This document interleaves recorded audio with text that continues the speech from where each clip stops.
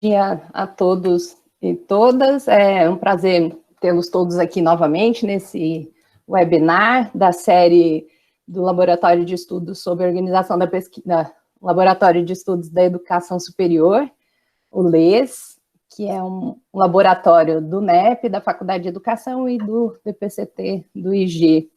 Hoje, o nosso webinar da série Impactos da Pandemia no Ensino Superior é com a professora Milena Serafim, que é da Faculdade de Ciências Aplicadas. Ela é professora do curso de Administração Pública, também professora dos programas de pós-graduação interdisciplinar em Ciências Humanas e Sociais, e o programa de Política Científica e Tecnológica, que fica no Departamento de Política Científica e Tecnológica do Instituto de Geociências.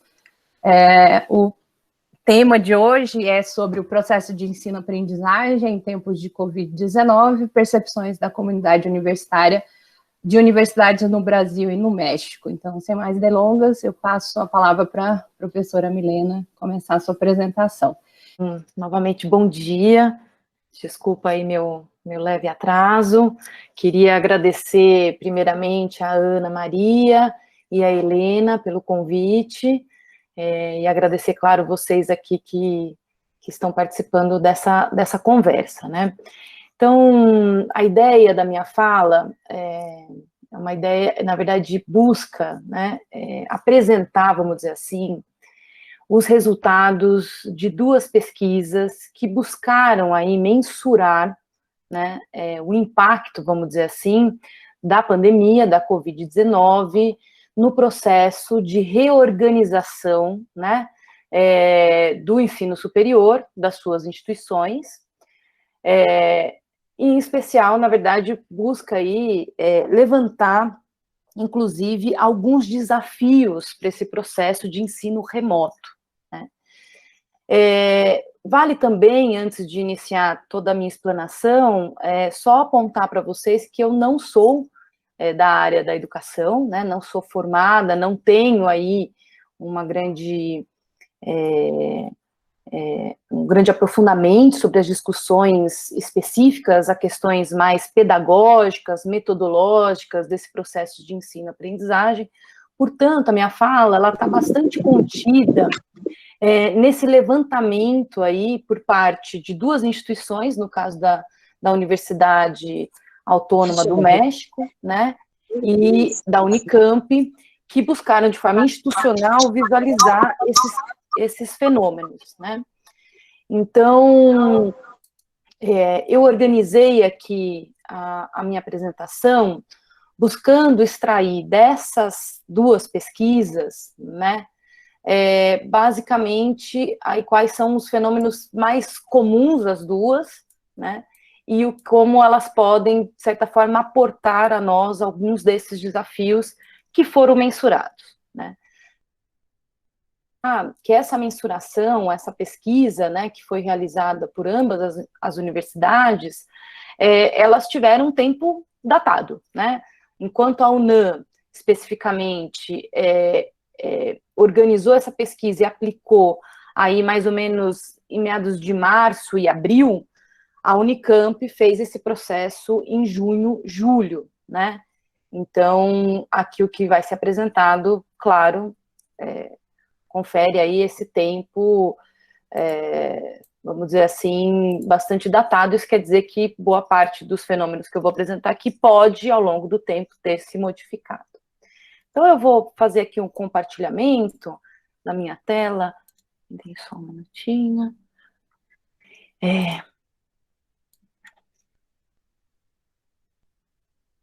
Desculpa, pera lá. Que busca aí, eu não sou muito boa em PowerPoint, mas, de certa forma, aqui busca só trazer alguns aspectos que eu julgo, alguns highlights, né, interessantes. Então, acho que o ponto de partida que todos aqui conhecem muito bem é o processo aí, né, de anúncio da pandemia Covid-19, né, e como consequência, vamos dizer assim, a estruturação de um conjunto de ordenamentos tanto legais quanto institucionais, nos quais as instituições, sejam públicas ou privadas, tiveram que, de certa forma, recorrer a um processo de isolamento social. No que tange às organizações ou às instituições de ensino superior, esse cenário coloca aí, vamos dizer, o imperativo, a necessidade de se continuar o processo formativo a partir do que a gente pode denominar de novas, entre aspas, formas de educar, né? Advento aí exatamente do uso, da incorporação das tecnologias, de novas tecnologias, tanto do âmbito da comunicação, informação, como tantas outras que possibilitam aí um processo de interação, seja de forma assíncrona ou assíncrona. Mas é interessante também, na minha consideração inicial, olhando esse fenômeno aí das novas formas, né, de educar, é importante só relembrar, né, que esse processo de ensino de forma remota, que, obviamente, existem várias discussões que vão dizer se é educação à distância, se é, na verdade, um ensino híbrido, enfim, traz, né, esse processo aí de novas formas de interação no processo de ensino-aprendizagem, ainda que não seja novo, né, lembrando aí que na própria LDB já tinha um parágrafo no artigo 32 que dizia que em situações de emergência era possível, né, se utilizar o ensino aí à distância, né, mas em especial falando do ensino fundamental, o uso ou a possibilidade de uma educação à distância começa aí nos anos 2000, né, então essa ideia do uso de ferramentas e dessa interação de forma remota já era prevista, né? Mas a despeito disso, a gente bem sabe que em ensinos que a predominância é ensino presencial, o uso dessas plataformas nem sempre foi, vamos dizer assim, facilmente ou rapidamente incorporada, né, por uma série de razões, inclusive questões legais da forma como o próprio Conselho Estadual ou o MEC organizava e dirigia essas instituições. Mas o que eu quero, na verdade, chamar a atenção aqui é que essa situação colocada, né, por esse processo pandêmico e de isolamento social nos trouxe aí duas situações que eu acho bastante interessante, que a gente pode denominar de estranhamento e hibridização, né?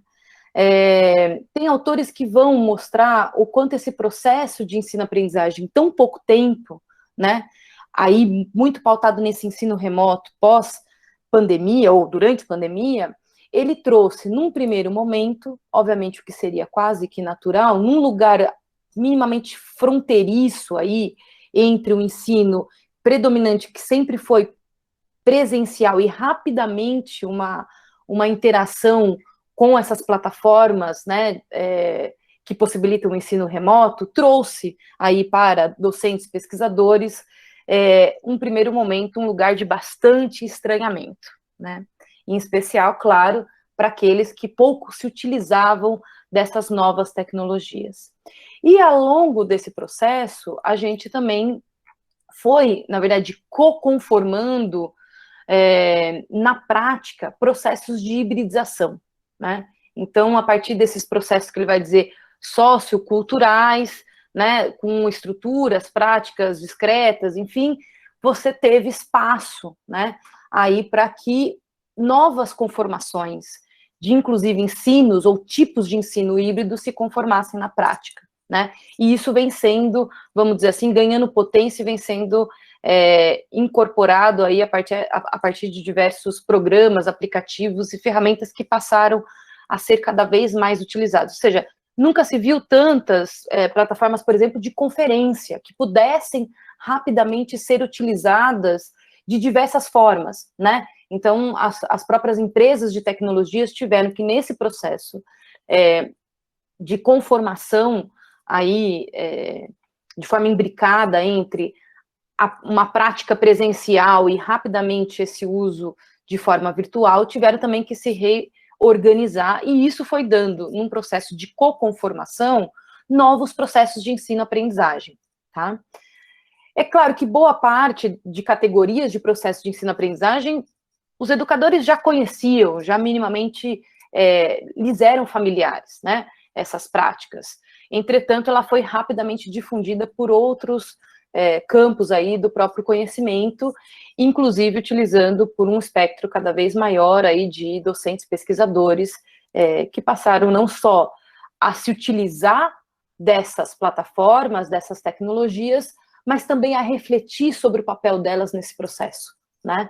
Então, isso também é um ganho muito interessante e que vale a pena, obviamente, no momento posterior, aí, aprofundar, né? Então, queria, sim, só fazer essas considerações iniciais, colocando essa, vamos dizer assim, essa questão em que passamos a ter aí diversos docentes e pesquisadores refletindo significativamente sobre o uso das plataformas nos quais eles passaram a usar, né? Bom, então aqui já focando, já que o meu tempo é bastante escasso, vou fazer a apresentação, que eu não posso, obviamente, fazer de forma comparada, estrito senso, porque elas possuem instrumentos, questionários específicos, né? Com certeza possuíam propósitos bastante específicos, mas acho que dá para a gente fazer algumas aproximações, né? Sempre com essa ideia de olhar os desafios, né? Então, eu vou focar na pesquisa que ambas as instituições realizaram junto aos docentes, tá? Então, só aqui para também pontuar para vocês, no caso da Unicamp, nós realizamos uma pesquisa que contemplava aí, enquanto, vamos dizer, respondentes, tanto os docentes, quanto os estudantes, quanto os servidores funcionários, né? Buscando ali analisar o processo, o desenvolvimento das atividades de forma remota, atividades pensando de forma bastante ampla, né? Então, basicamente, a pesquisa na Unicamp teve a ideia de mensurar 3 dimensões. Pessoas, vamos dizer assim, a questão mais de uma perspectiva socioafetiva e os impactos da Covid em relação à organização mais pessoal, né, desses 3 públicos. A questão da tecnologia, como a tecnologia, num processo, né, de atividade remota, foi sendo incorporada, e os desafios dessa incorporação, as dificuldades, etc. E a questão mais relativa, aí, focando docentes e discentes, a questão do ensino, né? Então, mas aqui eu vou, primeiramente, focar no que se refere aí aos docentes, um pouco para fazer o paralelo com a UNAM, mas se sobrar um tempo eu vou dar alguns highlights das respostas dos estudantes, que eu acho que é bem interessante. Bom, então, como ponto de partida, a survey aplicada na UNAM e na Unicamp teve aí, vamos dizer assim, uma taxa de resposta minimamente adequada, acima de 30%, né?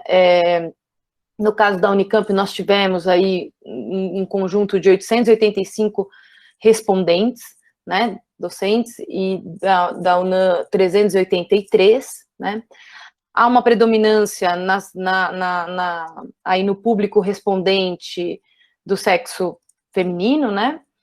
E se observa aí uma faixa etária uma predominância de 40 anos para cima, né? Então, a gente tem um público bastante similar.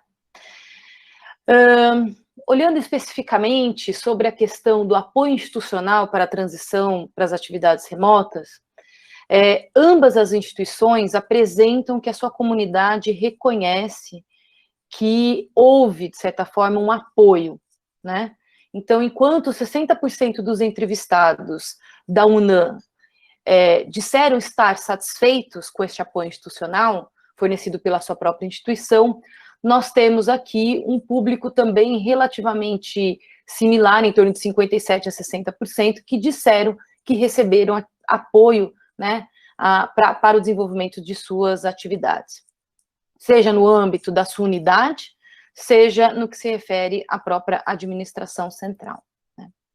No caso da Unicamp, especificamente, nós tínhamos outras questões também que tentavam apresentar esse tipo de apoio e comunicação, e lhes foram, então, perguntados se houve, qual era assim, o nível de satisfação com o desempenho da Unicamp em relação, tanto durante a pandemia, com as atividades de divulgação de informações e acesso a recursos, como também ações de informação mais geral em relação às suas próprias atividades durante a pandemia, né? E a gente teve, então, um indicativo bastante grande de que boa parte dos docentes, mais ou menos em torno de 81% dos docentes, reconheceram que estavam minimamente satisfeitos com as ações de comunicação da Unicamp durante a pandemia.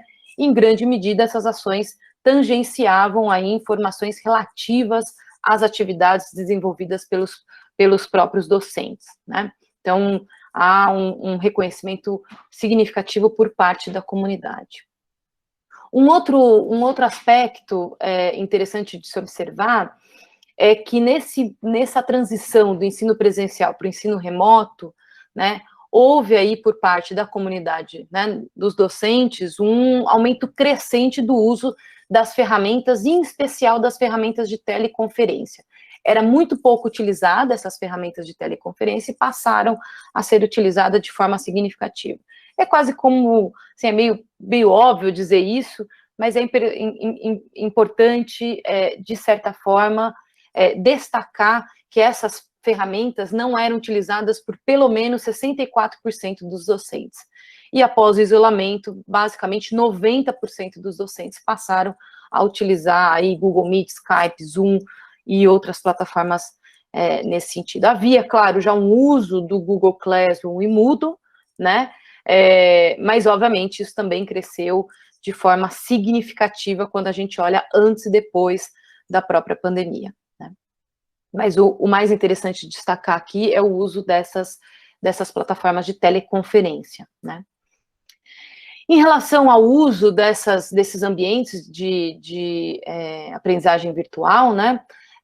No caso especificamente da UNAM, a gente observa também um uso, né, significativo desses recursos e de forma bastante similar ao que a Unicamp faz, né, tanto dessas plataformas mais corporativas, como do Google Classroom ou do Moodle, que é livre, enfim, assim como o uso aí de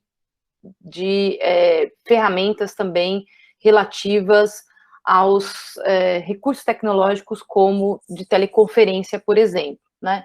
Então, aqui, basicamente, a UNAM apresenta quais são as principais plataformas utilizadas por eles, por cada um dos conjuntos aqui, né, de recursos. Esse azulzinho é para trabalho síncrono, né, são as plataformas de teleconferência.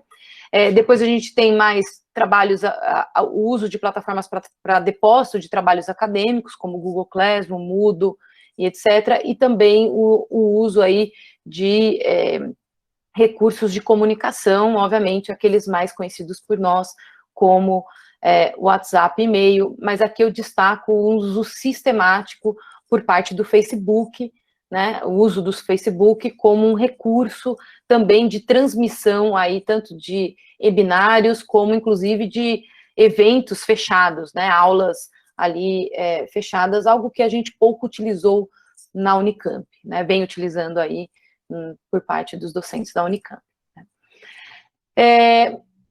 Um outro elemento que eu queria aqui também destacar, né, além do uso aí de tecnologias mais comumente utilizadas por nós, obviamente como computador, câmera, etc., é o uso mais específico, que começou a ser crescente, de softwares que buscam ali trabalhar com algumas necessidades especiais de educação inclusiva, né?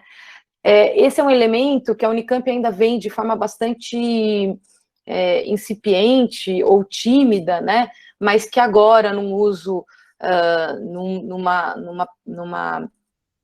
num crescente processo, inclusive, de continuidade de alguns aspectos, de algumas plataformas de ambiente virtual, né, a observação com a necessidade da gente utilizar plataformas, né, ou tecnologias que possibilitem aí o acesso por parte de pessoas, né, com deficiência, é cada vez mais crescente, né, algo que isso não foi verificado pela pesquisa da UNAM, inclusive pela forma como eles estruturaram o próprio questionário, né, mas aqui vale a pena destacar, até para possíveis pesquisas, né, que a gente se atentem para plataformas que possibilitem esse acesso, né. Bom, entrando agora mais especificamente sobre a adaptação das atividades de ensino remoto, gostaria então aqui de trazer algum nível de comparabilidade entre Unicamp e UNAM, destacando que a Unicamp tinha muitas questões em comparação com a UNAM e que, portanto, por isso que eu trago, inclusive, mais dados aí por parte da nossa universidade, né? Mas, bom, o que eu quero destacar, basicamente, isso daqui é a resposta da Unicamp, né? Que em todas as atividades aí, atividades docentes, né? A maioria dos docentes, de certa forma, apresentou algum nível de dificuldade para a adaptação aí dessas atividades, né? Tanto no que se refere às atividades relativas às aulas, né? E a própria adaptação rápida que tivemos que fazer no sentido de uma revisão da dinâmica de aula, né? Assim como métodos para avaliação, esse é um que chama bastante atenção, né? A gente tem aqui, pensando em especial olhando as cores, né?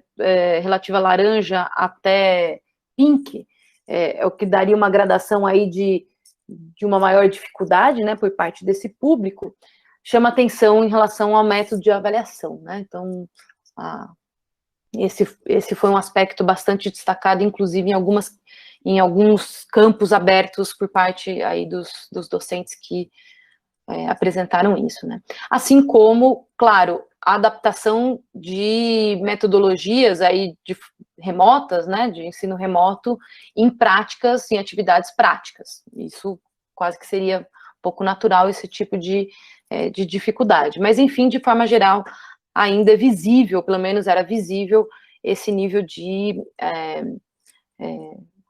algum ruído, né, na adaptação, vamos dizer assim, do ensino remoto, né. Um outro desafio que eu queria aqui colocar, que a Unicamp, então, ressalta, em relação também a essa ideia, né, de uma adaptação do ensino remoto, é que 82% dos docentes citou aí como um desafio a questão da ausência do convívio com os estudantes, né?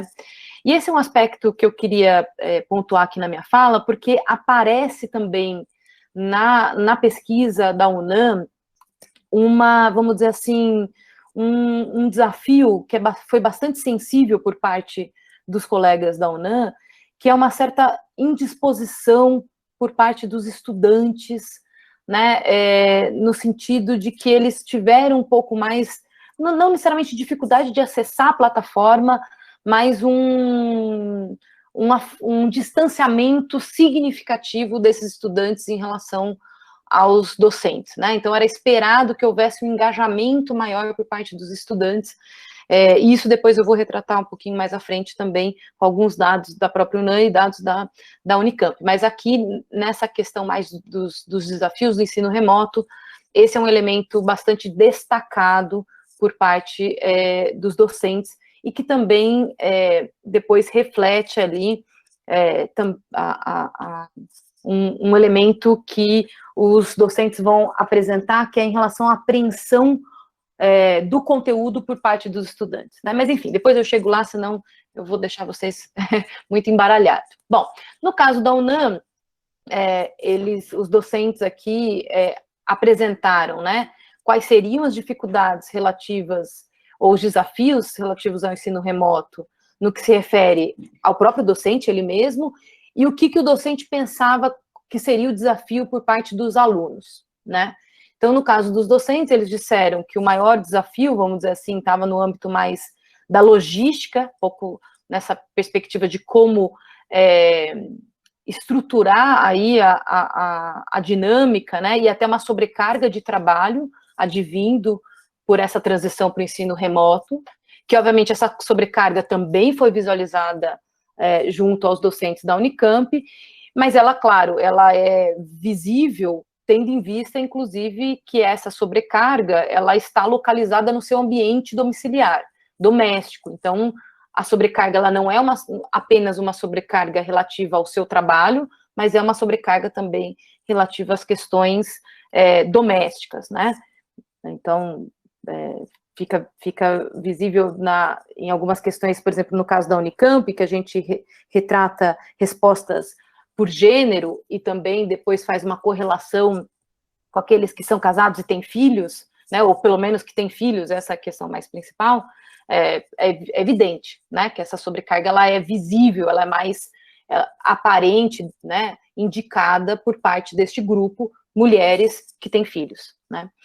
Enfim, bom, então os docentes apresentam aí o desafio mais nesse quesito da logística, mas também acompanhado por uma certa questão tecnológica, né, a rápida adesão aí aos usos dessas plataformas tecnológicas, que foram, de certa forma, essa categoria foi indicada pelos docentes como sendo aí um desafio que eles reconheciam que seria um desafio por parte dos estudantes, né?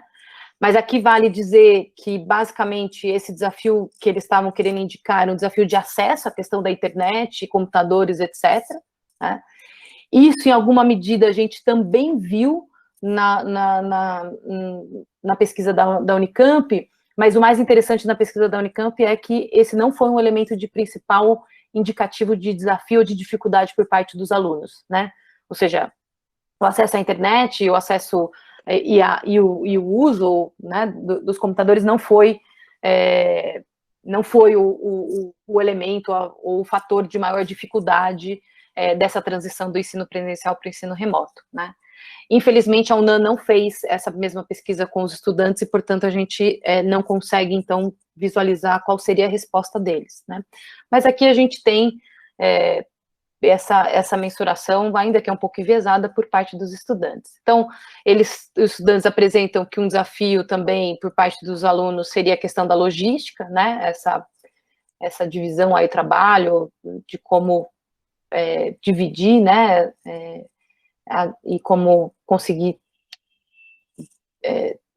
tratar essas dinâmicas aí de ensino com vida domiciliar. Tem uma questão pedagógica, educacional, que foi apontada, mas ela não foi predominante nas respostas, ainda que tenha, claro, um indicativo grande, né? E, por fim, uma diferença entre a resposta dos docentes, ele olhando ele mesmo, e dos alunos, observa-se aí um indicativo de algo bastante interessante, que também foi visualizada por parte dos docentes e dos discentes da Unicamp, que é essa, vamos dizer assim, insegurança com a situação tanto da pandemia, quanto da situação econômica que isso pode gerar, uma questão de empregabilidade, etc., né, que seria essa categoria socioafetiva, né, então, uma certa instabilidade, um temor, uma tristeza, né, um receio muito grande por parte aí dos estudantes. Bom, aqui só sintetizando, os principais problemas aí apontados, né, a serem enfrentados pelos docentes da UNAM, basicamente a dinâmica e carga de trabalho,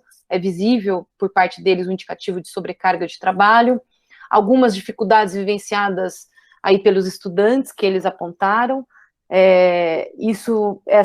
esses dados, esses 4 itens que estão colocados aqui como dificuldades pelos estudantes, foram itens coletados a partir de uma pesquisa qualitativa, né? Então, basicamente, o que eles disseram é uma baixa disposição e uma fraca proatividade dos estudantes junto ao ensino remoto, a questão da falta de habilidades digitais ou até de estudo, né? Ter uma dinâmica específica de estudo, e eles indicam isso como um elemento que os estudantes retratam como um desafio, né? uma possibilidade, como eu falei anteriormente, desse limitado ou pouco acesso à tecnologia, entendendo aí tecnologia, inclusive incorporando a questão do acesso à internet, né? E também um item que a gente verifica na nossa pesquisa, que é problemas de comunicação entre docentes e estudantes, né? Esse elemento foi bastante indicado por parte dos estudantes na nossa survey. Um outro item aí, situações pessoais dos estudantes, dos docentes, né? Então, essa dificuldade em lidar com a vida doméstica juntamente com a sobrecarga de trabalho, e algumas situações institucionais de uma certa pressão para que houvesse ali um caminho mais rápido em relação ao desenvolvimento das próprias disciplinas, né? Mas sobre esse último item eles falam muito pouco na pesquisa deles. Bom, no caso da Unicamp, então agora vou focar um pouquinho mais na Unicamp, alguns desafios aqui do ensino remoto que eu queria destacar, né? Um primeiro desafio que está conectado ao desafio da sobrecarga, que foi visualizado na UNAM, fica bastante evidente no caso da Unicamp que essa sobrecarga também ocorre, mas ela ocorre de forma mais significativa nos docentes mais jovens, né? E também, obviamente, nas mulheres, como a gente pode visualizar aqui, né? Então, eu estou passando o meu mouse, mas eu acho que eu não consigo indicar para vocês. Mas, enfim, é o que está o branquinho aqui, quando coloca aumentou muito, né? Então, isso é uma coisa que fica bastante evidente. Uma outra questão também que está pautado na UNAM, que é essa questão da disposição dos estudantes, né? Os docentes da Unicamp, olhando aí em que medida eles consideravam que a apreensão do conteúdo tinha sido minimamente suficiente ou adequado, a gente observa que pelo menos uma parte significativa aqui dos docentes, vocês podem olhar, olhando aqui para o meu slide, para esse gráfico da esquerda, né, esse gráfico um pouco de termômetro, né, mostra que eles observam que houve aí uma dificuldade na apreensão do conteúdo por parte dos estudantes, em especial da graduação, o que não é tão retratado, não é tão evidenciado no gráfico da direita, que retrata aqui os estudantes da pós-graduação, né. Então, boa parte dos docentes não conseguiram aí dizer se houve ou não uma dificuldade ou uma capacidade de apreensão do conteúdo por parte dos estudantes de pós-graduação. Mas no caso dos alunos de graduação, esse é um assunto importante de ser destacado, né? Um outro item que eu queria aqui colocar para vocês é a questão da autopercepção em relação ao desempenho, ao seu desempenho dos docentes em relação à atividade de aula, né? Então, 51% dos docentes consideraram que o seu desempenho nas aulas piorou, né? Houve uma piora aí, mediante essa adaptação para o ensino remoto, né? Entretanto, também vale destacar que 16% achou que melhorou, né? Que houve aí um ganho interessante. Mas o número de docentes que acharam que nem piorou e nem melhorou também é significativo e vale a pena aqui eu destacar, 31% entenderam que pouco afetou aí o ensino remoto pouco afetou o desempenho, né, em sala de aula. Em relação às atividades de forma geral, o que a gente observa aí, né, também nessa reflexão do quanto ele entende que até o distanciamento, né, e o desenvolvimento das atividades no âmbito ali, né, na sua casa, e como isso pode ter ou não afetado, ali, mais no sentido do desempenho, observa-se que há uma quantidade significativa, em especial quando a gente olha pesquisas e produção científica, né, o desenvolvimento de pesquisas e produção científica, há, sim, uma percepção de que houve uma piora no seu desempenho no que se refere a essas atividades, né? E, obviamente, fica mais evidente aí numa faixa etária ou num grupo de docentes mais jovens, né? Então, aqui, por exemplo, no caso específico de 60 anos ou mais, há uma tendência ali, pelo menos do indicativo de que nem melhorou nem piorou, né? Ou seja, tem aí uma uma sensação de que há pelo menos houve um impacto menor, né? Bom, algumas considerações que eu queria aqui fazer e que espero ter minimamente dado conta de trazer alguns highlights mesmo, né, do quanto as duas comunidades conseguiram mais ou menos perceber, né, o como ela transitou por um ensino pelo outro. Queria aqui apenas destacar alguns desafios aí comuns, né? O primeiro é que a ideia das questões, a dinâmica, né, e sobrecarga de trabalho, ela se apresenta como um item bastante significativo por parte das duas comunidades, né? Uma outra questão é em relação à piora no desempenho das atividades, e aí muito atrelado com com o aumento também, né, de uma sobrecarga no âmbito doméstico, e, portanto, isso fica um pouco mais visível, em especial no caso da Unicamp, essa piora aí no desempenho dos jovens, né, das atividades dos docentes mais jovens, né. Um outro aspecto que eu já ressaltei é esse problema aí no que se refere à adesão à disposição dos estudantes.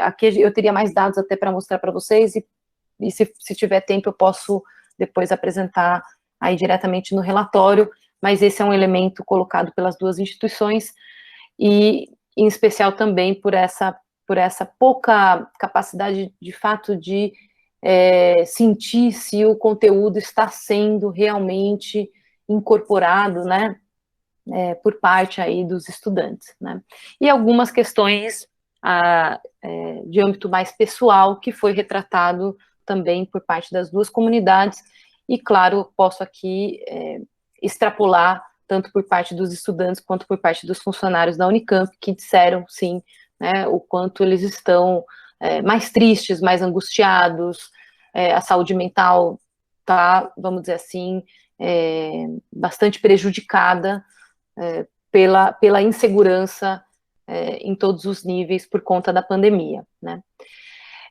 Eu queria, não sei se há tempo, Ana, mostrar, e se não houver tempo não tem problema, mas eu queria só mostrar para vocês rapidamente os relatórios. Vou projetar aqui os relatórios e...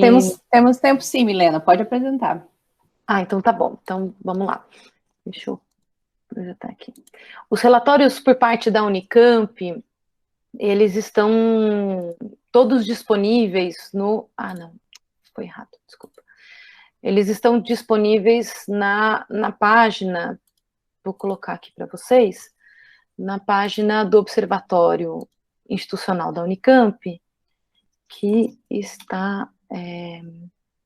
que eu acabei de mandar o link, mas vou projetar aqui para vocês, em especial dos estudantes, que eu queria passar por alguns aspectos rapidamente. Então, relatório, então nós temos relatório aí por parte dos professores, do COTIL, COTUCA, né, dos colégios, depois temos relatórios docentes, e engloba aí também os pesquisadores, e depois o relatório estudantes e relatórios funcionários, né. Esse é o relatório por parte dos estudantes, e aqui a gente tem vários dados bem interessantes, e o que eu queria, basicamente, destacar para vocês, que é um item que eu julgo ser interessante para pensar na questão do ensino, né, e aprendizagem, é que, bom, os estudantes aí, em grande medida, eles não relataram uma dificuldade para utilizar, né, as ferramentas tanto de teleconferência quanto de ensinos aí de ambientes virtuais de aprendizagem, né? Mas eles indicaram que os docentes tinham uma certa dificuldade para navegar. E isso é interessante, que quando a gente contrasta, eles dizem que não tem tanta dificuldade, né, em comparação com o que os discentes apontam, né. Uma outra questão interessante é que boa parte dos discentes disseram que preferem, sim, e que julgam ser importante a interação em tempo real, então ter aulas síncronas, né, em dinâmicas síncronas, mas que precisam que essas aulas sejam gravadas e disponibilizadas para que depois eles possam minimamente consultar. Então, essa foi quase 70% dos alunos indicaram isso como um item importante. Olha, essa daqui, aulas gravadas previamente, disponibilizadas depois em ambiente virtual de aprendizagem, né? Então, a gente teve mais de 60% indicando esse tipo de situação entre graduação e pós-graduação, tá? Em relação ao formato das aulas, né, bom, a maioria, como eu já disse, prefere que elas sejam em tempo real e depois disponibilizadas, né, e eles julgaram, por exemplo, que o trabalho aí dos PADs e PEDs, de certa forma, aumentou em comparação com as experiências que eles tiveram em outros momentos, né? Então, aqui tem um indicativo de que, por parte, em especial, dos estudantes, mas os docentes também indicam isso, a atuação de PAD e PED foi interessante. Bom, outra questão que eu queria indicar é que uma parte, não a maioria, mas 40 e poucos por cento dos estudantes indicaram que não se sentem tão confortáveis aí com atividades remotas, né? E que eles, o porquê do não confortável, porque eles não se sentem tão disciplinados a acessar, a trabalhar, né, a estudar, quando tem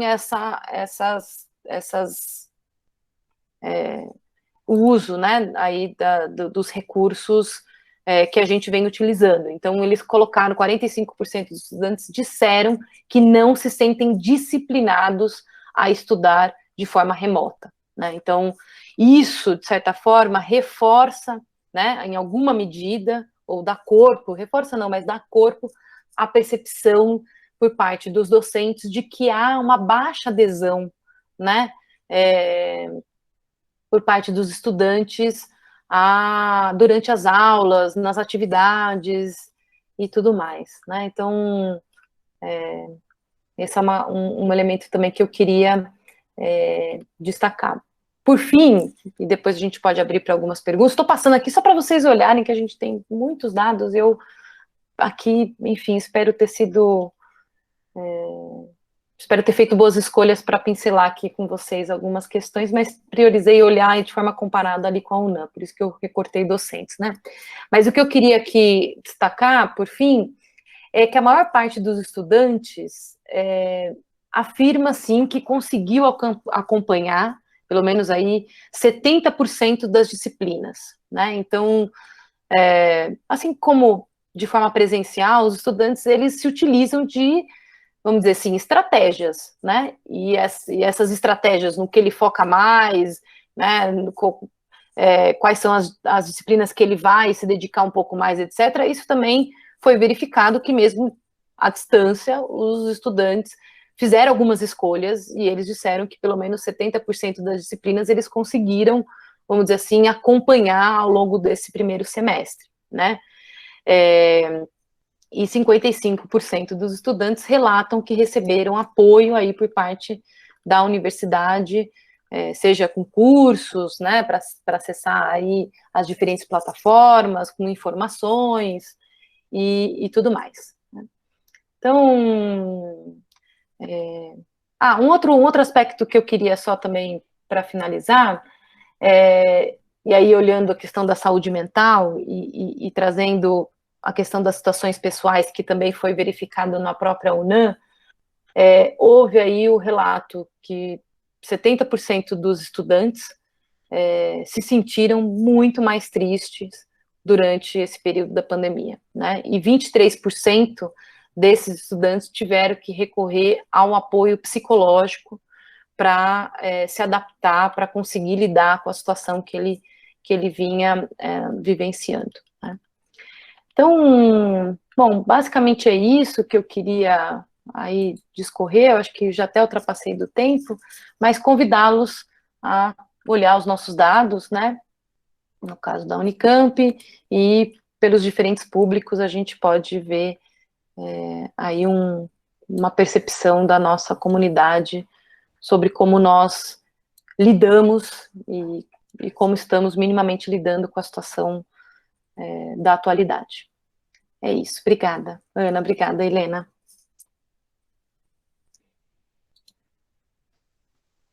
Obrigada, Milena. A gente então abre para o debate. Eu acho que a Helena vai conduzir o debate.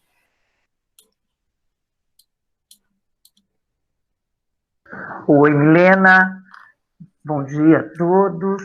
Bom dia, Milena. Foi uma grande satisfação te ouvir aqui. Aprendemos muito com essa pesquisa comparada. E eu queria te cumprimentar não apenas pela apresentação, né, mas pela iniciativa também da Unicamp, que institucionalmente empreendeu essa pesquisa, né, durante a pandemia agora, e cujos resultados a gente pode discutir, pode pensar, refletir e ver como a gente pode seguir adiante aí nesse contexto que parece que não vai acabar tão cedo, né? Eu vou abrir o debate, eu te cumprimento mais uma vez pela apresentação, e eu tenho uma questão que eu sempre trago muito, né, sobre essa dificuldade, sobretudo dos docentes, né, de compatibilizar a vida doméstica e o trabalho, né?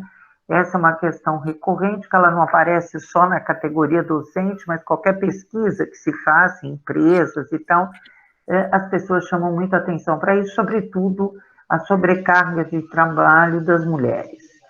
E eu tenho muita curiosidade, Milena, quando você compara com o México tem uma sociedade, enfim, a América Latina, nós temos uma estrutura social meio parecida, né? As desigualdades sociais, elas são também acentuadas em ambos os países, né? A questão da estratificação, do prestígio, das ocupações e tal.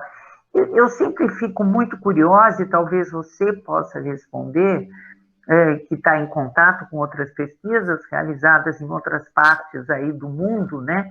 Se essa questão aparece, por exemplo, em países ditos desenvolvidos, em que você não tem o trabalho doméstico como uma realidade, né? Em que você tem um retardamento da vida acadêmica, sobretudo das mulheres, né? Elas por falta de opção, elas acabam ingressando na carreira acadêmica. Eu tô pensando nas minhas amigas que moram na Alemanha, na França, um pouquinho mais tarde, né, do que aqui no Brasil, não nessa fase reprodutiva e de filhos pequenos. Então, eu gostaria, né, porque a gente está falando isso de uma forma muito recorrente, e eu gostaria de saber se isso não é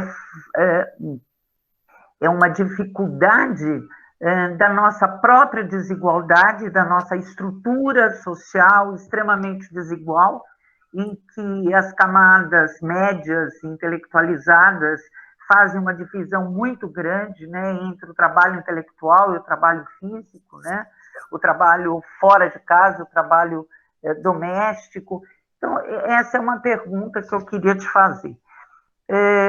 Porque a gente fica repetindo isso, né, e sem olhar um pouco as causas disso, as nossas estruturas mais amplas aí. A outra coisa que me coloca, assim, bastante interessada nos dados, né, é sobre as estratégias dos estudantes, né, que apesar de um percentual grande, sobretudo na Unicamp, me chamou a atenção, 23% vão atrás de apoio psicológico, né? Por outro lado, também eles desenvolvem estratégias próprias de lidar com essa situação, né? E de se de ir atrás, né? Eu me pergunto se haveria interesse de realizar um estudo de caráter mais qualitativo acerca dessas estratégias. Bom, essas são as duas perguntas. Eu acho que seria interessante a gente abrir, juntar um conjunto de perguntas e você responder. O que você acha? Tá ótimo. Tá bom? Tá todo mundo te cumprimentando aqui. Eu estou procurando no chat, né? Eu estava falando, não reparei se tinha mais uma. Eu acho que vamos abrir as perguntas e as pessoas podem falar oralmente aí, eu acho melhor. Eu não vi. A Renata faz uma pergunta. Tenho ouvido muito sobre o impacto da saúde mental, apesar de já termos de forma crescente esse problema de saúde pública na última década. Há um comparativo desse impacto sobre os alunos e docentes? Muito importante essa pergunta, Renata. Se o percentual antes da pandemia, qual que era, né? Eu acho muito, muito relevante essa tua pergunta. Bom, mais alguma outra? Vamos fazer uma rodada? Olha, a Sônia também faz, aproveitando a pergunta sobre os discentes, eu gostaria de perguntar se a pesquisa contemplou o número de alunos desistentes no período de ensino remoto. Acho que é interessante a gente olhar um pouquinho para a questão da evasão, né, Sônia, que inclusive foi um tema muito abordado a semana passada pelo Rodrigo Capelato, quando falou sobre as instituições de ensino superior privadas, muito, muito oportuna. Bom, então vamos parar. Milena, nós já temos 3 perguntas aí? 2? Tá ótimo. Obrigada aí pelas questões. Então, vamos começar com a questão de gênero, né? Eu tenho lido várias pesquisas e recentemente, inclusive, li de uma pesquisa que foi realizada na Universidade de Boston, também uma survey bem ali mais interna, em que as mulheres diziam que as acadêmicas, que elas sentiam, sim, uma sobrecarga maior. Então, esses indicativos aparecem, pelo menos do que eu venho lendo, em pesquisas em países que possuem aí, vamos dizer assim, características um pouquinho diferentes que a nossa, né? Então, países desenvolvidos. Tem um estudo que eu estava até agora, enquanto você estava falando, eu vou passar para vocês, eu não consegui ainda achar, um estudo da OCDE, recente, ele saiu, acho que menos de um mês, em que eles fizeram enfim, um levantamento, uma pesquisa, olhando gênero, as mulheres no seu ambiente de trabalho na Covid, né? Então, ou seja, pensando, basicamente, olhando as metas aí de um dos objetivos do desenvolvimento sustentável, que é a questão de gênero,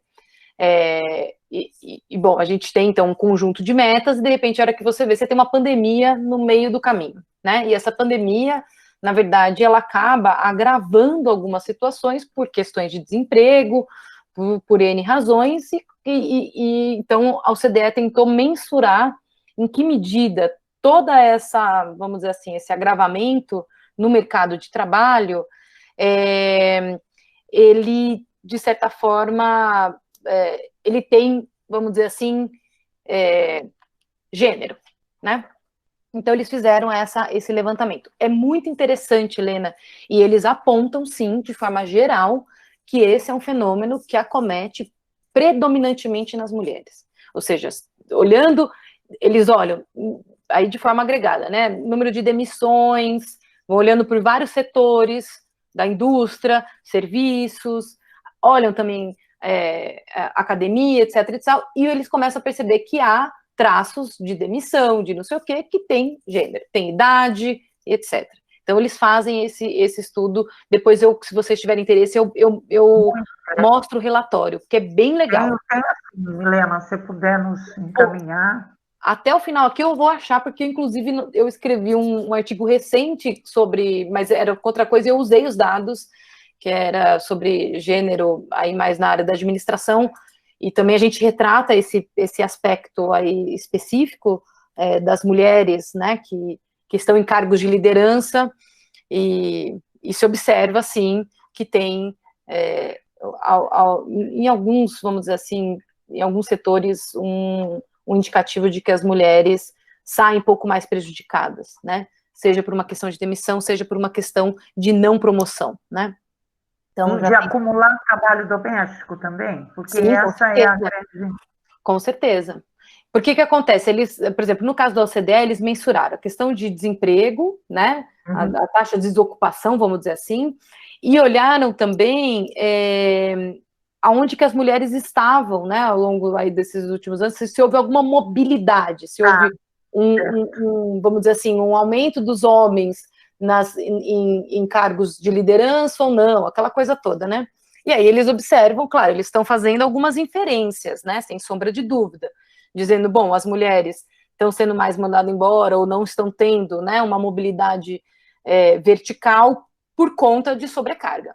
Ou seja, ela não consegue ter o mesmo desempenho. Então, eles estão fazendo algumas inferências. Pode ser que a pesquisa tenha algum tipo de prejuízo aí, porque já há, vamos dizer assim, uma lupa conceitual a priori, né, que tenta, inclusive, em alguma medida, reforçar esses aspectos.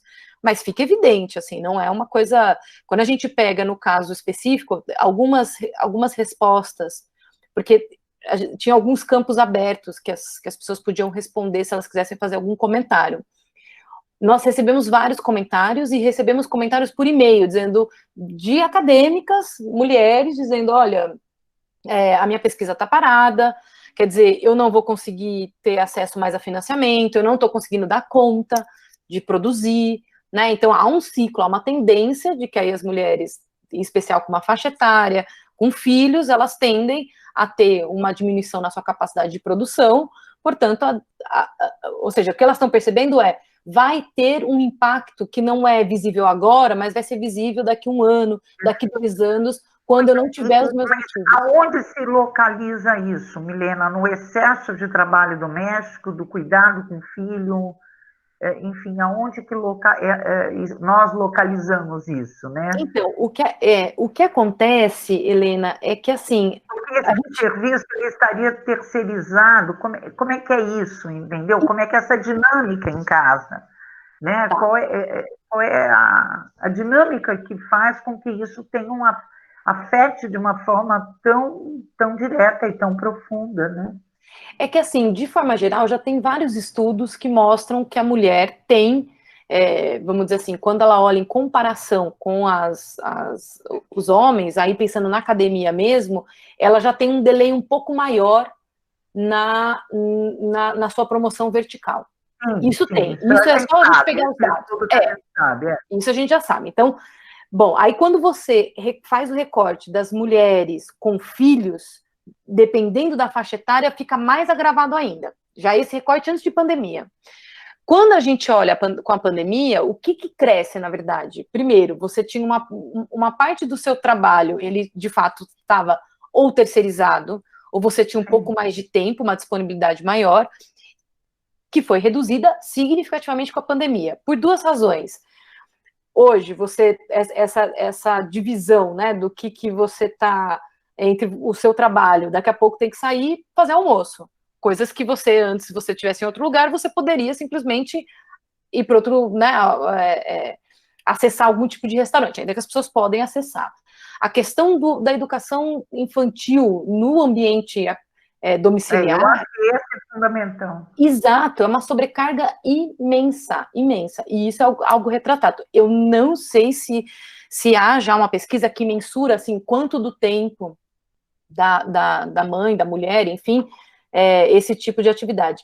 Atividades simples, que antes eram feitas de forma mais rápida, se tornaram mais custosas. Então, você ir a um supermercado, retornar do supermercado, fazer toda a higienização, isso tomou um tempo maior, né? Em grande medida, isso também se pauta aí num trabalho doméstico mais significativo por parte das mulheres. Mas, enfim, acho que assim, eu posso te dar algumas pesquisas que eu venho olhando, mas eu não sei se elas te dão conta de mensurar, por exemplo, do tempo, dedicação da mulher ao trabalho doméstico, ao trabalho, enfim, profissional, né? Como o quanto ele, do trabalho doméstico, na verdade, você tem uma expansão com filhos, com essas atividades. Isso... O que eu acho, Milena, estou fazendo essas observações, porque eu acho que a gente tem que mergulhar nessas questões, entendeu? Porque senão fica uma coisa, né? Sempre a gente pode trazer uma questão que é uma desigualdade estrutural, econômica e não de gênero. Então, por isso que eu estou chamando a atenção, né, para a gente poder fazer como é que é, esmiuçar quais são as variáveis que estão interagindo aí nessa questão. Acho que você falou coisas super interessantes. Então, eu tenho o maior interesse, se você puder depois compartilhar aí da OCDE, seria muito legal. E não fica descartada a possibilidade da gente, de repente, aplicar uma survey só junto às acadêmicas da Unicamp, tentar... Exatamente, mas daí eu acho que a gente poderia fazer comparativo com acadêmicas de alguma universidade norte-americana, da Europa, França, sei lá, para a gente ver um pouquinho esse entorno também da carreira docente, numa perspectiva mais comparada. O que me incomoda é um pouco a gente sempre ficar um pouco numa situação marcadamente patriarcal, né, a nossa sociedade brasileira, né, escravagista, enfim, desigual e tal, e a gente não conseguir ver isso numa perspectiva de gênero mais internacionalizada. É isso. Né? Acho que a gente, às vezes, acaba repetindo categorias que são do século XIX, você entendeu? E a gente precisaria jogar para frente. Mas super legal aí, Milena. Olha, nós temos agora, bom, a Berenice fez a questão da educação infantil, né? As crianças que estão em casa, né? Realmente isso tem uma importância. Temos uma outra, você ainda não respondeu, mas tem uma pergunta do Marcelo, que fala dos alunos ingressantes. Eu só estou incluindo isso aí para mais uma aí. Sim. Marcelo, temos. Então, acho que eu vou tentar responder. Nós fizemos um recorte olhando os ingressantes e vamos dizer assim, qual é o perfil, as características, né, desse processo adaptativo nos ingressantes. E eu não tenho agora aqui comigo, mas depois, se você quiser, eu posso compartilhar alguns dados, fica mais agravado. Os ingressantes sofreram significativamente com essa adaptação, porque, assim, eles tinham pouco... Basicamente, a gente suspendeu, né, as aulas, logo, eles não tinham nem terminado a primeira semana de calouros, né, e, de repente, eles tiveram já que adentrar a um ambiente que boa parte dos outros discentes já minimamente conheciam, né? Que é o Moodle, enfim. Então, isso ficou muito evidente, muito evidenciado que os calouros sofreram. A PRG pediu esse dado, né? Pediu esse recorte dos ingressantes, e nós passamos um dado específico para eles, com as características, as respostas desse público. E aqui eu posso dizer, eu não tenho agora de cabeça os dados, mas eu te digo claramente que tudo que foi colocado, que havia um nível de dificuldade, quando você olha o ingressante, ele foi quase que o dobro desse conjunto de respondentes. A outra questão sobre evasão, de fato, a gente ainda não conseguiu mensurar isso por uma série de razões, né? A primeira foi porque as regras da PRG e da DAC, né, que foram aprovadas, deram, vamos dizer assim, um prazo muito maior de cancelamento das disciplinas. Então, a gente estava quase que já inserindo as médias para dentro do sistema do SIGA, né, e ainda os alunos poderiam fazer algum tipo de cancelamento, né? Então, nós não fizemos esse levantamento ainda. Entretanto, nós fizemos uma pesquisa específica junto aos estudantes indígenas, porque essa era uma preocupação muito, muito grande por parte aí de toda a comunidade, em especial da PRG. Então, nós passamos um instrumento específico a eles. A taxa de resposta não foi muito boa, o que é muito ruim, então eles ficaram também preocupados ainda, porque e-mails, foram, né, para cada um dos e-mails, 60 e poucos estudantes, então a gente teve mais ou menos uma taxa, a gente esperava ter uma taxa maior, ainda que não tenha sido ruim, pelo menos 30 e poucos responderam, até que não foi ruim, a gente esperava que tivesse os 60, por quê? Porque a gente queria saber em que medida eles estavam conseguindo fazer todo o acompanhamento e tal. E ficou evidente que pelo menos aí mais ou menos uns 10% desistiram, pelo menos do primeiro semestre. Então, daqueles que responderam, né, 10% desistiram. Agora, desistiram da Unicamp, né, colocaram que tinham simplesmente desistido. Alguns cancelaram as disciplinas, e enfim, mas eram esses os comentários que eu queria fazer. Eu não sei se eu deixei de responder alguma questão, ou se eu não fui muito precisa na minha resposta. Por favor, vocês podem me perguntar. Nós temos uma pergunta da Ana Maria. Ana Maria, você não quer formular? Eu, Helena. Isso. Tá Oi, louca, Helena. aí você formula melhor do que eu. Não é uma pergunta exatamente. Eu escrevi um monte de coisa ali, mas tem limitação. Na verdade, eu queria te parabenizar pela apresentação.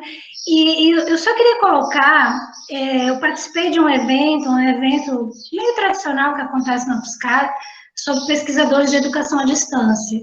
E ele é um evento bianual, e nesse ano ele foi, obviamente, feito de forma virtual.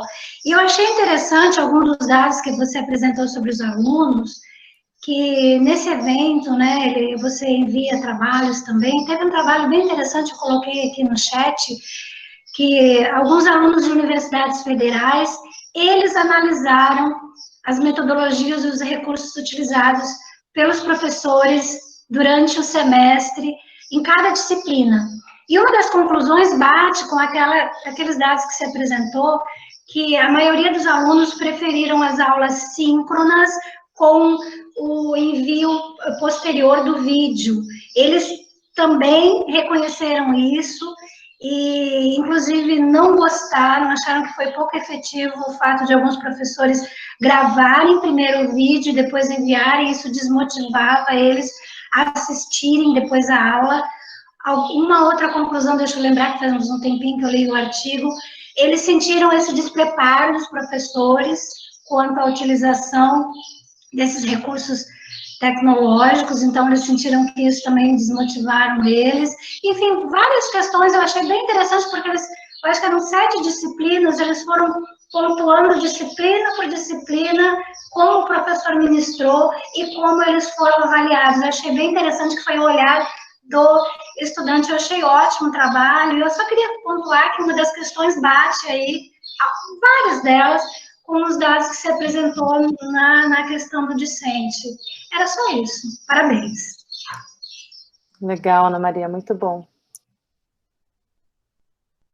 Milena, em relação, acho que tinha uma pergunta que foi colocada pela Renata, no sentido de se há algum comparativo entre antes da pandemia e depois, em relação ao número de alunos que têm procurado apoio psicológico. Acho que essa pergunta é interessante, né? Nos coloca numa perspectiva isso. Super interessante. Renata, o pessoal da SAP, a Tânia, fez uma pesquisa, realizou uma pesquisa recente, inclusive um pouquinho antes da nossa, mas ela estava olhando ainda na questão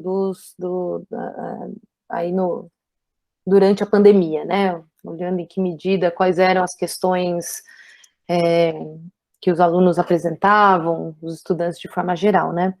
Eu particularmente não conheço o dado relacionado aí, vamos dizer assim, número de atendimentos por parte lá da equipe do SAP, mas acho que é possível a gente fazer depois, tentar fazer algum tipo de, vamos dizer, uma comparação, porque eu acho que, enfim, são questões que a gente tem que cuidar um pouquinho, questões mais metodológicas, né?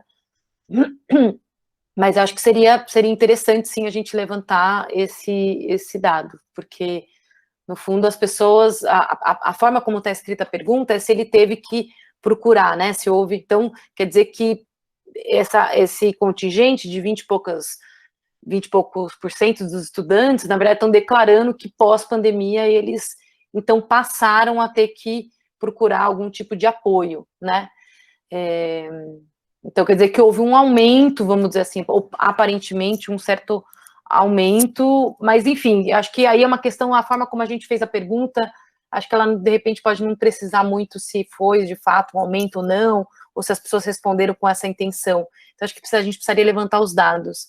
Eu não tenho agora esse comparativo, mas seria interessante, sim. Eu esqueci de falar no começo, mas queria dar os parabéns para a Milena também, para eleição. Ela foi eleita como coordenadora associada da FCA, assume no começo do ano que vem. E eu queria aproveitar, e outro ponto muito importante é que a Milena é assessora da Coordenadoria Geral da Universidade e coordena as atividades do observatório, como ela apresentou no começo. Na verdade, eu queria que ela falasse um pouco mais do observatório, e é óbvio que para a gente, como pesquisa, tudo isso é muito interessante, mas como que esses insumos das pesquisas estão sendo utilizados no planejamento do ensino, especificamente, se já tem algum resultado aí para as atividades específicas da Unicamp. Eu vi que a Sueli Polidoro, que é a coordenadora do EA2, está aqui com a gente, se ela quiser comentar também. Legal, Ana. Bom, obrigada aí. Então, o observatório, ele foi criado aí final de 2019, né, com a ideia de ser, vamos dizer assim, um espaço um pouco tentando aí trazer, vamos dizer assim, fazendo um paralelo com o que outras universidades estruturam lá, que seria uma área que a gente chama de institutional research, né? Uma área em que a gente conforma, elabora, produz pesquisas institucionais, né? Com a ideia de produzir e analisar dados, obviamente, sobre a Unicamp, mas sobre a comunidade universitária, né? Mas também sobre a percepção da sociedade em relação ao desenvolvimento das nossas atividades, né? Atividades, sejam aquelas relativas à ensino, pesquisa e extensão, serviços e funcionamentos, de forma geral, da própria Unicamp. Então, ele foi criado no final de 2019, a gente tinha estruturado uma primeira pesquisa, ela estava absolutamente elaborada, já tinha passado pelo pré-teste, que era uma pesquisa referente como que a comunidade percebia, né, enfim, os preceitos aí dos direitos humanos, e a gente também estabeleceria um paralelo com o entorno aqui da própria Unicamp, enfim, tinha um desenho bem interessante, mas logo em seguida, por conta da pandemia, o CESOP, que é o centro, né, que é nosso parceiro aí no observatório, o próprio professor Oswaldo Amaral falou: Milena, não dá para passar da forma como está, por uma série de razões, a gente pode ter algum tipo de, vamos dizer assim, contaminação do instrumento, porque as pessoas estão muito, ali logo no início, muito apavoradas, né, claro, com a questão da pandemia, então isso pode ter algum tipo de ruído nas respostas. E aí, então, a gente deixou um pouco de stand-by essa pesquisa e, logo em seguida, nos foi solicitado que a gente, então, desenvolvesse essa pesquisa que eu apresentei aqui para vocês, olhando as atividades remotas de forma geral, porque, claro, a gente também olha as atividades aí desenvolvidas pelos funcionários, né, que eu não tratei aqui, mas no momento oportuno, vocês podem dar uma olhada, eu posso...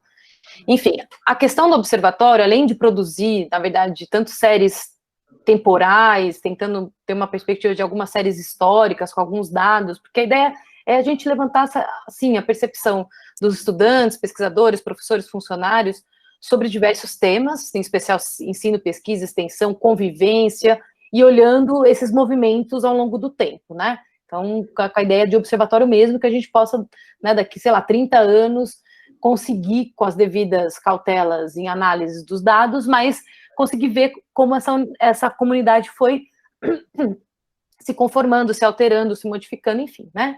Um pouco nessas características gerais. Então, e claro, sempre disponibilizando os dados. Então, todos os nossos dados estão lá para que a comunidade possa ir com se utilizar dessa informação. Então, só para vocês saberem, tem os relatórios, mas também tem os dados em planilha Excel, então vocês podem fazer cruzamentos aí à luz dos interesses, né? Bom, mas ao fim, o observatório, um pouco na linha do que a Ana colocou, ele é, vamos dizer assim, um local, né, que ao produzir todo esse conjunto de dados e de análises, que ele forneça, né, aí um suporte, insumos, dados para a tomada de decisão da instituição, né? Então, essa que é a ideia. Ainda a gente está estruturando como que a gente, né, de certa forma, caminha com essa, vamos dizer assim, pesquisa e depois essa estruturação de políticas institucionais. Mas no caso específico dessa survey, o fato da gente ter contado, né, a Ana participou também, a Ana Maria, mas contado aí com a Sueli e com o Marco, né, a Sueli do EA2 e o Marco do GGTE, eles vão ali, de certa forma, se municiar, né, desses dados, não só para, de repente, fazer outras pesquisas, né, ou, enfim, tirar alguns elementos, assim como falar, bom, pera um pouquinho, deixa eu ver onde eu tenho que melhor divulgar algumas informações e tudo mais. Então, acho que tem vários itens que foram colocados, inclusive nessa questão de dar o apoio institucional, né, tanto aos docentes quanto aos estudantes, que eu tenho certeza que, bom, a Sueli já faz, o Marco também, né, várias ações aí que buscam dar totalmente esse apoio, porque os órgãos, né, funcionam sobre isso, ou seja, é reflexão, mas é ação também, né, das atividades, em especial o EA2, mas às vezes potencializar e saber, de repente, aí por recorte mais de área ou de unidades, quais são aquelas que, sei lá, não disseram, né, ou apontaram que não tinha apoio, por exemplo, quando você vê que tem unidades que disseram, não, super recebi apoio, e tem unidades que às vezes não deram esse indicativo, né, então quer dizer, bom, são estratégias de comunicação que a gente de repente tem que fazer, e tantas outras, né, então, enfim, acho que essa que é a ideia aí do observatório, e claro, quem tiver aí a fim de participar também, em futuras pesquisas, seria muito interessante contar, ainda somos um grupo muito pequeno, então, né, precisamos ter um apoio maior aí. É isso, não sei, Ana, se eu dei conta de fazer toda essa exposição, mas, enfim. Milena, muito obrigada. Eu só vou anunciar que a professora Sueli, que está aqui também presente, agradeço a sua presença. Sueli, ela passou 2 links, né? Um do EA2, sobre o ensino digital, e o outro sobre boas práticas de ensino remoto, então eles estão disponíveis aí no chat. Acho que é super importante aí a gente divulgar, né, para todos vocês darem uma olhadinha aí no chat e pegarem aí esses links. Milena, desculpa, eu acho que não tem nenhuma pergunta aqui colocada formalmente no chat. Gostaria ainda de perguntar para as pessoas aqui, né, nós estamos com 30 presentes até agora, e se tem mais alguma pergunta, eu tenho 2 para você. Fique à vontade.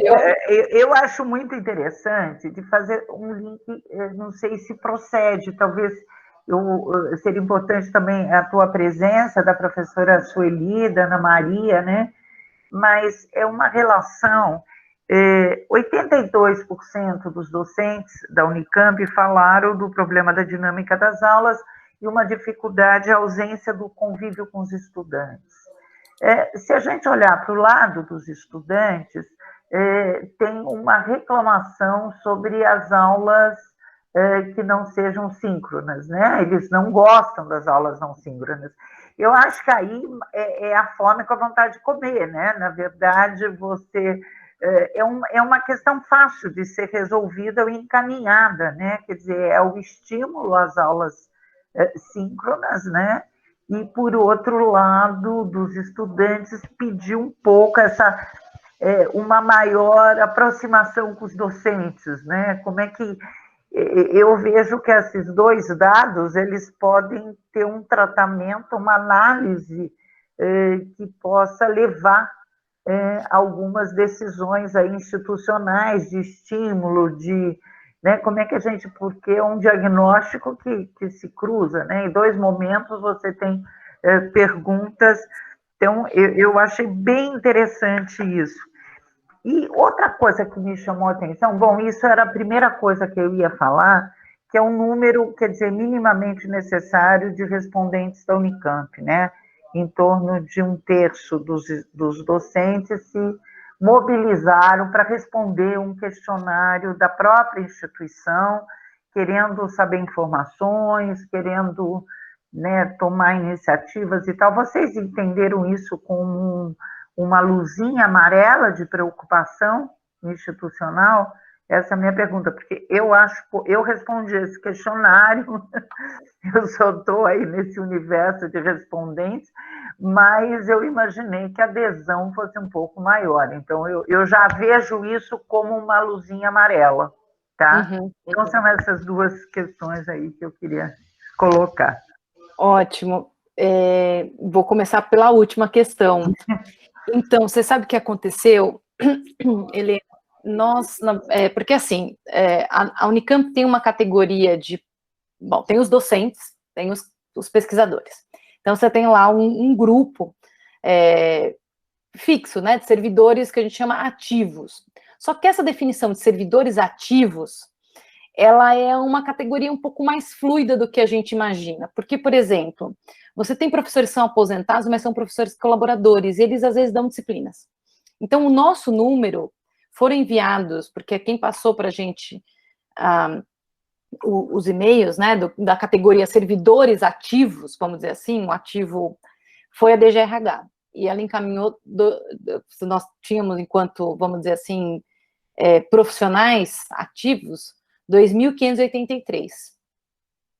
Se eu fosse pegar apenas aqueles com recorte mais do ativo mesmo, tirando aqueles que já se aposentaram ou que, né, mas que estão como esse número, na verdade, iria para mais ou menos 1.800. Então, a gente teve um conjunto aí de, vamos dizer, potenciais respondentes, que às vezes nem chegaram a responder de fato, e por isso que a nossa taxa de retorno parece ser menor. E porque, na verdade, a nossa amostragem geral era 2.583, né? Porque são professores que às vezes dão aula na pós. Então, como a gente estava graduação e pós-graduação, tinha que pegar todo o universo de professores ativos, que participam de forma e que estavam minimamente participando. Então, uma parte desses docentes, 2.583, não necessariamente estavam dando disciplina, ministrando disciplina naquele momento. Então, acho que a nossa estratégia é um pouco nessa questão do aprendizado, né? Dependendo de onde nós buscamos a fonte oficial para entrar em contato com esse público, a gente parece que tem uma taxa de retorno menor, porque como foi a DGRH que passou, a DGRH passou todo mundo que estava ativo. Se fosse a DAC que enviasse, ela teria, de repente, enviado com uma outra vamos dizer, composição, né? Daqueles que estavam, de fato, ministrando e tal. Exato. Então, por isso que parece que a nossa taxa de retorno é menor. Agora, concordo com você. Primeiro, tem 2 questões que eu reconheço. A primeira é que o questionário era longo. Então, nós sabemos, primeiro, a gente não tem tradição de forma...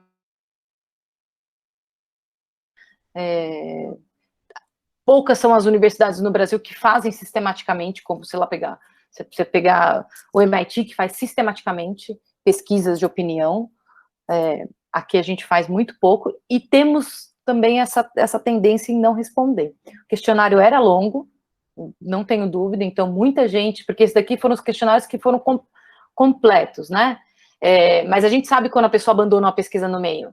Então, houve aí um conjunto bem maior de docentes e pesquisadores que aderiram à pesquisa, mas uma parte deles abandonaram no meio, porque ou esqueceram, porque não quiseram, ou porque acharam muito longo, ou simplesmente acham que não vai levar a nada, enfim, né? Então, sim, você tem razão no seu diagnóstico. Acho que no que tange a explicação, nós temos várias questões aí que, de certa forma, explicam a baixa adesão, né? Então, pode ser uma questão de recorte do público, pode ser uma questão, enfim, do questionário ser longo e assim por diante. Uma outra questão que aí você falou especificamente sobre a fome com a vontade de comer, então, sabe, Helena, eu vou falar aqui de forma bastante tácita, assim, sem nenhuma empiria para embasar, mas a minha sensação, lendo tudo que, enfim, não só os dados, mas também os comentários, os e-mails que nós recebemos, comentando da pesquisa, porque as pessoas também fizeram críticas muito boas e são relevantes para a gente pensar, não só sobre o instrumento, mas também sobre o recorte que nós fizemos e as perguntas, elas queriam, enfim, né? Eu tenho a sensação que as expectativas são diferentes, né? Enquanto o docente, ele tem uma expectativa, e de novo, eu não tenho empiria, eu vou falar com base numa leitura um pouco mais ampla de dados com, né, as percepções aí colocadas em diversos lugares. Mas eu acho que é para isso mesmo que nós estamos aqui, né? Então tá ótimo. Mas, exato, mas essa questão, por exemplo, o docente, ele não necessariamente ele tem uma relação tão estreita no âmbito presencial com os discentes, né? Mas de repente ele colocou isso como um indicativo, que você fala, bom, mas será que isso na prática, vamos pensar presencialmente, ele sentia falta? O que acontece, que aí é a leitura que eu faço, o docente ele esperava que no momento das aulas síncronas, ele tivesse o quê? As câmeras abertas, ele tivesse olhando como eu estou olhando para você, ele tivesse esse contato, que é um contato que não é um contato real, mas também não era um contato que ele tinha presencial, mas eu vendo, eu sei para quem eu estou falando. Essa é a expectativa, diferentemente do aluno, que na verdade, ele ali também não está tendo interação com os seus colegas, então para ele a interação é unilateral mesmo, eu e o docente. Ao contrário do docente, que é o docente com todo o público, ele não quer ter interação apenas com um discente, com uma câmera aberta, ele quer ter com todo mundo. Então, eu acho que é uma questão de expectativa mesmo. E aí eu não tenho segurança se, de fato, como as expectativas são diferentes, se a gente consegue lidar com essa aproximação, porque, veja, parte dos estudantes não ligam as câmeras por várias razões. Uma razão pode ser taxativamente pelo fato de que a internet dele, se ele ligar, ele não permanece. Então é isso. Também tem essa questão. A segunda questão é que gera um certo constrangimento, né? Às vezes uma coisa na sala. A terceira é que as aulas são gravadas, então fica registrado. Se o docente fala alguma coisa, se ele coça a cabeça, está registrado. Então, os estudantes também colocaram isso, assim, é muita exposição, porque nós estamos num ambiente que tem exposição, você fica registrado e vai ficar no YouTube, ou vai ficar em qualquer outro lugar. Então, isso faz com que eles tenham uma outra relação nesse processo com o docente. E o docente com outra relação, que espera, às vezes ele não espera necessariamente que o discente participe, olha que interessante, ele espera muitas vezes só que ele consiga ver com o que ele está falando. Então, e aí muda pouco, por exemplo, numa relação de sala que o docente deveria propiciar mais falas, né? Então, quer ver uma coisa específica? Eu testei uma metodologia, que é uma plataforma, meu Deus do céu, esqueci o nome, acho que a Ana vai lembrar, porque ela inclusive comentou, que a gente vai fazendo o brainstorming, a construção... o Jamboard. Exato. Quem tem a conta Enterprise do Google na Unicamp, ou seja, todos os professores, ele já está habilitado aí na parte de atividades. Exato. Então, por exemplo, quando eu fiz uma atividade, que era exatamente, nós vamos conjuntamente, eu vou projetar a tela e nós vamos construindo conjuntamente as discussões sobre os conceitos, então eu ia falando, eles foram participando. Como? Escrevendo. Então, ninguém mostrou o rosto, mas eles participaram muito mais do que eu só falando. Enfim, então são essas questões que me coloca essa questão das expectativas serem um pouco diferentes, né? Mas sim, tem que se fazer uma aproximação. Mas eu acho que só esse desenvolvimento, essas suas considerações já tratam, já é uma embocadura boa aí para essas expectativas, né? É muito interessante. Elas não convergem, mas elas passam de pontos de vista de lugares diferentes, né? Exato. O que é uma percepção de um e para o outro. Muito interessante, Milena, parabéns aí pelas suas colocações, muito, muito pertinentes mesmo, mesmo. Marcelo, você não quer colocar? Eu vou colocar assim, e que liga um pouco com essa coisa que a Milena falou agora, que parte de experiência que eu já tive, quer dizer, parte dessa nossa da nossa falta de hábito de responder questionários, é porque geralmente eles não são utilizados para nada, ou seja, o espaço que eles encontram é um arquivo cilíndrico, tá certo? Eles não têm consequências de fato, com raras.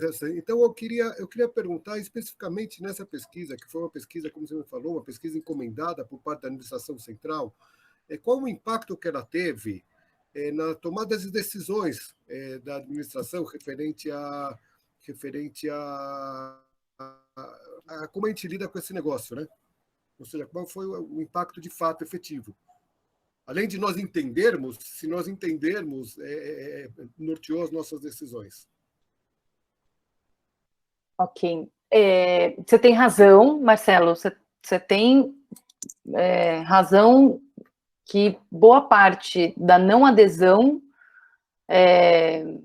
uma adesão, vamos dizer assim, mais estrutural aí, em pesquisas, é porque a gente pouco visualiza, né? Então, acho que você tem razão nesse sentido, e tem razão, inclusive, em fazer essa pergunta, porque ela é vamos dizer assim, uma diretriz bastante já anunciada no momento em que a gente começou a própria pesquisa, né? A própria, vamos dizer assim, a estrutura até da própria survey, né? Do próprio questionário, porque eram questões que a gente buscava ali tanto mensurar, realizar um diagnóstico, né? Para saber minimamente como que esse processo de transição estava acontecendo, como, inclusive, reconhecer se havendo aí algum tipo de sinalização em alguma outra dimensão coletada ali por nós, a gente deveria fazer uma recomposição, vamos dizer, da estratégia, né? O que para mim fica, na verdade, evidente com a pesquisa é que, de certa forma, ela dá força ao que a Unicamp já vinha fazendo em alguma medida. Então, assim, eu vejo claramente, tanto por parte da PRG, quanto por parte do EA2, quanto o GGTE, vamos dizer assim, uma estruturação de ações bastante significativas e rápidas para tentar dar esse apoio para a comunidade. Então, isso quer dizer o seguinte, que parte do que a gente visualizou na pesquisa, ela tem, e ela foi apontada porque uma parte dos docentes já estavam sabendo ou reconhecendo que, bom, eu tenho ali boas práticas, eu tenho esse tipo de caminho, um vídeo, como que eu faço a gravação de aula. Então, assim, a gente recebeu um suporte. Agora, o que foi mais ou menos percebido por mim, por parte da pesquisa, é que essa visualização que a própria instituição estava dando um suporte ao passo que ela mensurava como a comunidade estava olhando, isso foi, de certa forma, parcial, porque nem todas as comunidades visualizaram da mesma forma, entendeu? Então, agora, o que fica pós-pesquisa? Então, por exemplo, no caso dos estudantes indígenas, até a Dani está aqui, a Dani falou, né, esse é um público bastante sensível, ou seja, nós precisamos saber como eles estão, então vamos fazer uma survey específica para esse público, dali a PRG sai com um conjunto de diretrizes para tentar dar o suporte, o apoio necessário para esse público específico.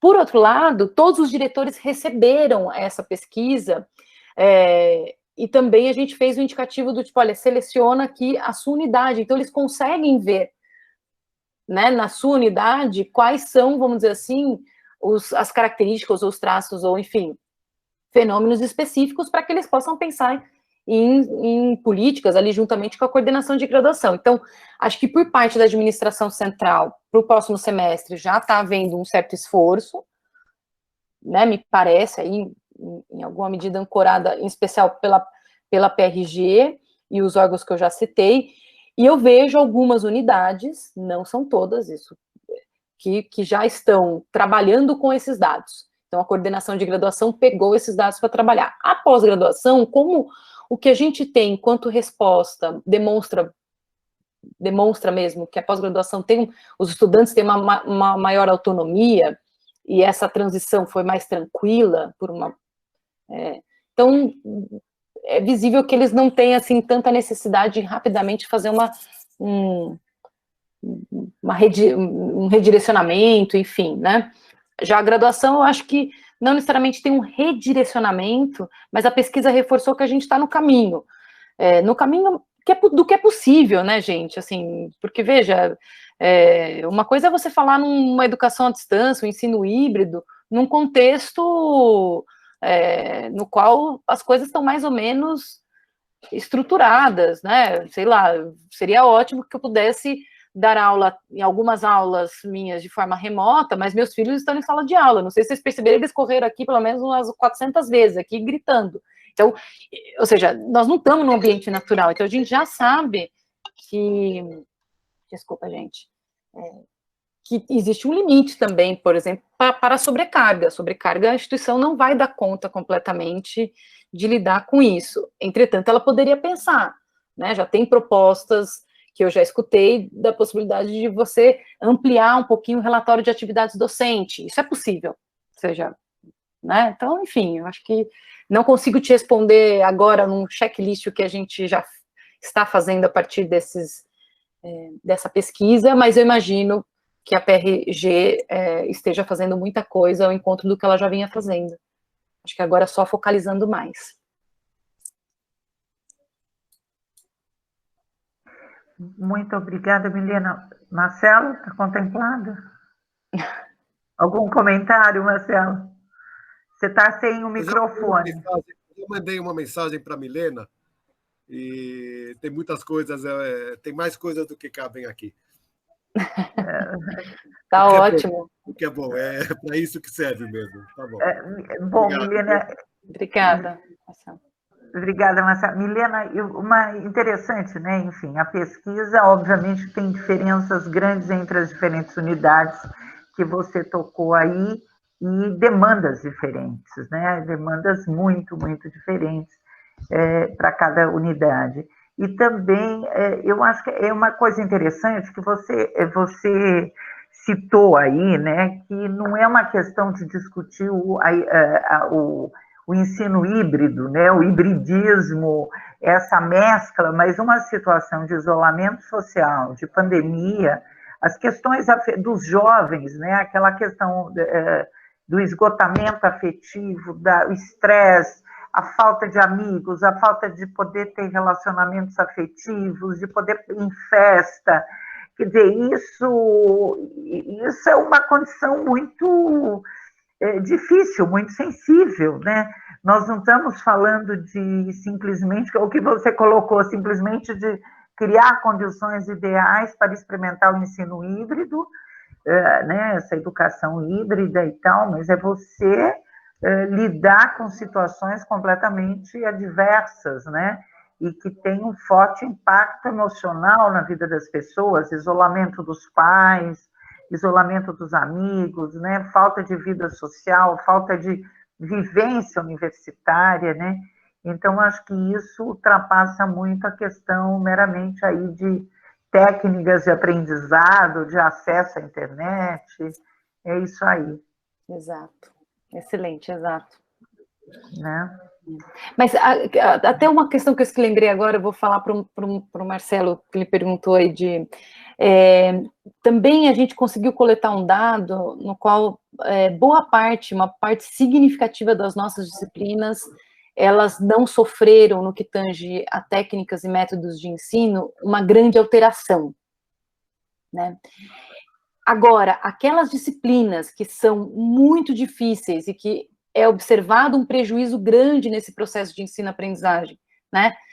Porque a disciplina, ela é difícil mesmo então, em especial aquela que requer laboratório, etc e tal, nós já estamos, assim, com esse diagnóstico, a gente consegue minimamente observar quais são aquelas disciplinas ou áreas, ou enfim, né, conteúdos que terão que ser mais trabalhados num retorno, né?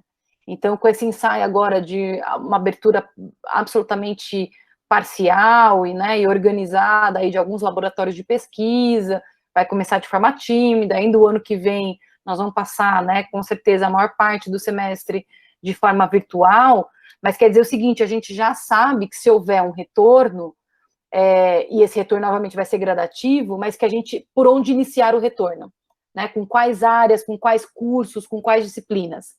Então, esse indicativo, aí tem um levantamento muito bom e que está sendo, de certa forma, organizado pela chefia de gabinete, né, que começou ainda, por enquanto, em algumas áreas específicas, mas que vai, então, num pós-retorno, tendo essa abertura mais gradativa, e a gente sabe por onde começar. Então, acho que aí tem um bom uso, vamos dizer assim, dos próprios dados da pesquisa.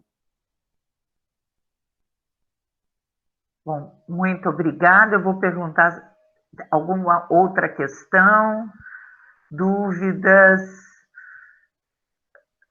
Questão para a Milena? Ana, então vou passar a palavra para você encerrar e avisar o nosso próximo webinar.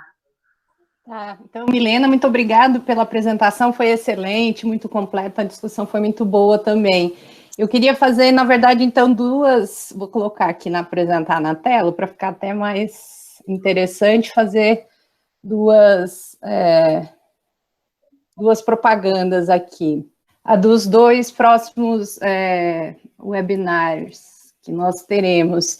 O próximo webinar aqui dessa série, né, Impactos da Pandemia da Covid no Ensino Superior, vai ser no dia 24 de novembro, que então é o impacto da pandemia da Covid-19 nas universidades chilenas. Nós vamos ter o nosso convidado, que vai ser o professor Sérgio Celes, que é da Universidade de Chile. E na semana que vem, esse seminário, então, vai ser 9h30, nesse mesmo local aqui. Na semana que vem, a gente vai ter um outro webinar de um projeto também do Laboratório de Estudos de Educação Superior, que é o Diáspora Brasileira de Ciência, Tecnologia e Inovação. Então, a gente vai ter a presença do professor Francisco Marmolejo, que está na Fundação Qatar, mas esteve durante muitos anos no Banco Mundial, sendo responsável pela área de educação superior. Ele vai fazer a palestra sobre fuga ou circulação de cérebros, tendências e questões globais recentes na conexão com diásporas de alta qualificação. E a professora Elizabeth Balbachevski, que tem participado de várias vezes dos nossos webinars, vai ser a moderadora. O webinar vai ser transmitido pelo canal do Leas, no YouTube. A Leninha colocou aí no chat o link, né? A palestra vai ser em espanhol, mas o professor Francisco, ele entende português, então vai dar para ter um bom debate. Então, esse é um evento organizado, então, pelo NEP, em parceria com o NUPES, da USP, e junto com o Instituto de Estudos Avançados da Universidade de São Paulo. Eram esses dois anúncios que eu tinha para fazer. E, então, a gente se vê no próximo dia 17, no webinar da Diáspora, e no dia 24, de novo, aqui nesse mesmo local. Isso.